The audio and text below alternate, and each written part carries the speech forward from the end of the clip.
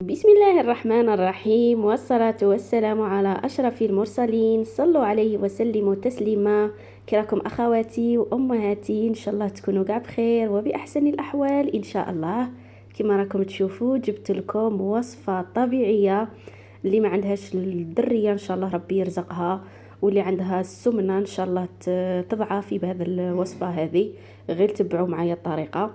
كما راكم تشوفوا في الطريقة عندنا الثوم الأحمر. اللي ما تعرفش الثوم الأحمر هنايا يجي عادي هكا ابيض، بصح من الداخل تلقوه احمر.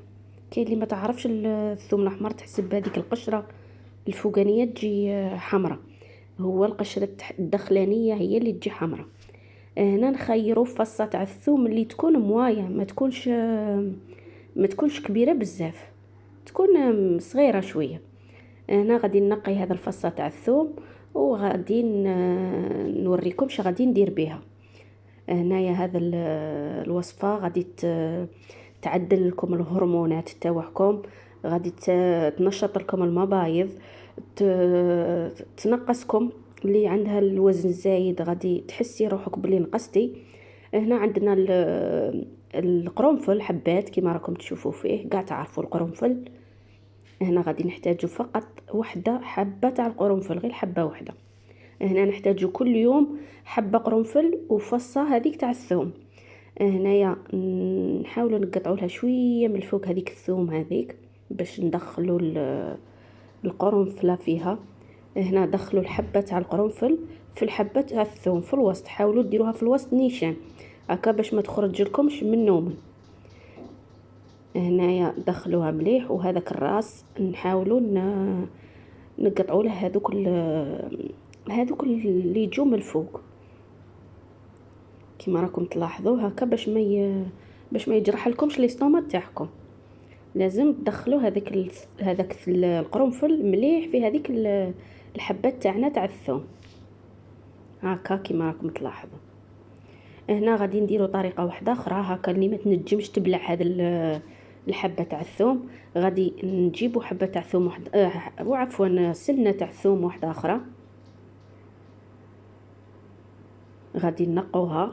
هنايا ديما نخيروا الحبه اللي تكون موايه، ما تكونش كبيره بزاف هكا باش نجمو ناكلوها. غادي نقطعوها ونعاودوا نحشوها بالثوم كما شفنا في المره الاولى. هي غادي ندير لها واحد الطريقه هكا باش تجي، غادي نصغروها باش نجمو نبلعوها. كما قلت لكم هذا الثوم هذا والقرنفل ينشطوا لنا المبايض، ينحفوا. غير هي خاص الطريقات تداوموا عليها مده 15 يوم عاد تبدا تبان لكم النتيجه.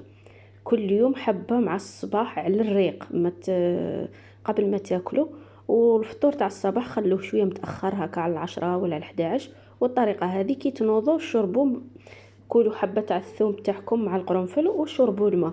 شربوا الماء بزاف هكا باش تهود لكم هذيك الحبه تاع الثوم في الاستومال داخل هكا. نديروا هذيك الحبه تاع القرنفل، نحاولوا ندخلوها مليح وما نخلولهاش هذاك الراس على برا هكا باش ما يجرحناش. هنايا انا غادي الحبه تاع الثوم نحاول نصغرها. هنا ما نوصلوش لهذيك القرنفل، نحاولوا نصغروها هكا باش نجمو نبلعوها هكا. نصغروها على هذا الشكل هذا هكا نجمو ناكلوها هكا، نبلعوها ديريكت مع الماء بلا ما طيبوها بلا ما ديروا لها حتى حاجه. شوفوا معايا كيفاش صغارت هكا باش نجمو. وهنايا هذوك اللي راني نقلح فيهم فاني تشربوهم مع الماء. هنايا دوك القطع هذوك شربوهم مع الماء. شوفوا معايا كيفاش ولات. هنايا تنجموا تبلعوها، هنايا غير في الصوره راهي تبان لكم كبيره، هي راهي غير صغيره. هنا غادي تبلعوا هذه وتشربوا كاس تاع ماء كامل. هنا تقعدوا تشربوا في الماء غير بشويه بشويه باش تهود لكم في الاستوما. وهنا هذوك القطع اللي بقاو لنا، القطع كما قلت لكم اللي بقاو ثاني هما نبلعوهم ومع الماء ديما الماء يكون حاضر. هنا هذوك القطع ناكلو غير بالوحده ونشربوا الماء حتى نكملوهم هكا باش نكونوا كملنا الراس تاع الثوم تاعنا. هنا بالنسبه للاخوات اللي اللي ما ينجموش يبلعوا الراس تاع الثوم ولا السنه هذيك تاع الثوم، اللي ما ينجموش يقشروها كيما درت لكم في الطريقه الثانيه، واللي تنجم تاكلها دير الراس تاع عفوا السنه هذيك تاع الثوم، تحشي فيها هذيك القرنفل وتسرطها مباشره بلا ما ولا تبلعها مباشره كيما راكم تشوفوا في هذه. هنايا اللي بغات تبلع السنه كامله كيما راكم تشوفوا فيها، واللي ما بغاتش دير هذيك الطريقه تاع اللي قلت لكم. وهذو القطع اللي يبقوا ثاني بلعيهم هكا باش تكوني كليتي كاع هذيك السنه تاع الثوم. هذو القطع ما تقيسوهمش، خلوهم شربوهم مع الماء هكا باش تكونوا كملتوا كاع السنه تاع الثوم. هنايا تحتاجوا فقط سنه وحده تاع الثوم وحبه تاع قرنفل مع الصباح على الريق تشربوهم مع الماء، كاس تاع ماء ولا 2 كيسان تاع ماء، وتقعدوا واحد شويه عاد تشربوا القهوه تاعكم ولا اللاتاي تاعكم ولا اللي متعودين تفطروا به. هنا لازم هذاك فطور الصباح ديروه متاخر، شربوا قبل هذا الوصفه، ديروا قبل هذا الوصفه تاعكم السنه تاع الثوم مع القرنفل، شربوها وقعدوا واحد شويه ساعه ساعتين كيما تبغوا نتوما، عاد تناولوا الفطور الصباح تاعكم وغادي تشوفوا النتيجه في 15 يوم. وهنا يحاولوا تنقصوا شويه من الماكله وبعدوا بين الوجبات هكا باش الوصفه تاعكم تصدق لكم.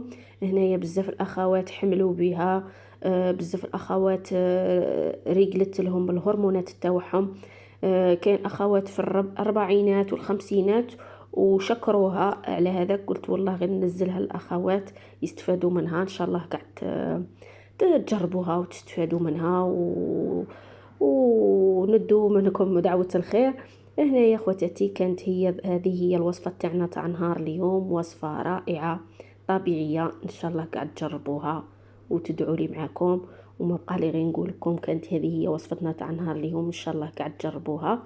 الاخوات اللي دخلوا جدد مرحبا بكم غالياتي، اشتركوا في القناة وفعلوا زر الجرس هكا باش يوصلكم كل جديد. استودعكم الرحمن الذي لا تضيع ودائعه، والسلام عليكم ورحمة الله تعالى وبركاته.